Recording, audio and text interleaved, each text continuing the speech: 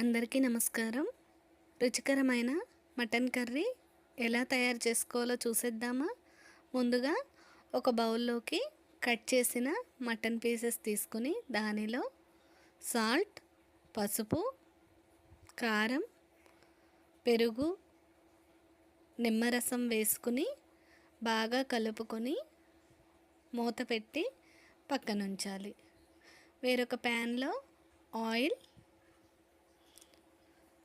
ఉల్లిపాయ చీలికలు వేసుకుని ఉల్లిపాయలు పచ్చివాసన పోయే వరకు కలుపుతూ ఇలా గోల్డెన్ బ్రౌన్ కలర్లో వచ్చే వరకు ఫ్రై చేసుకోవాలి. ఇలా ఫ్రై చేసుకున్న వాటిని సగం తీసి మిక్సీ జార్లో వేసుకుని మిగిలిన సగంలో అల్లం వెల్లుల్లి పేస్ట్, చెక్క, లవంగం, ఇలాచీ వేసుకుని మరలా ఒకసారి ఫ్రై చేసుకోవాలి.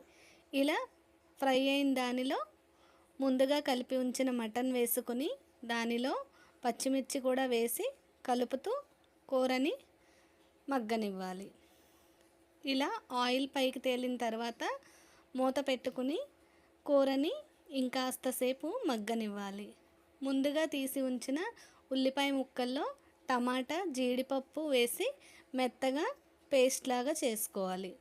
ఇలా చేసుకున్న పేస్ట్ని మగ్గుతున్న కూరలో వేసుకుని అడుగు మాడకుండా కలుపుకోవాలి.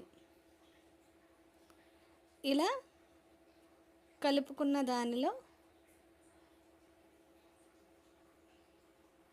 గరం మసాలా పౌడర్, కూరకి సరిపడా నీళ్లు వేసుకుని మూత పెట్టుకుని కూరని మగ్గనివ్వాలి.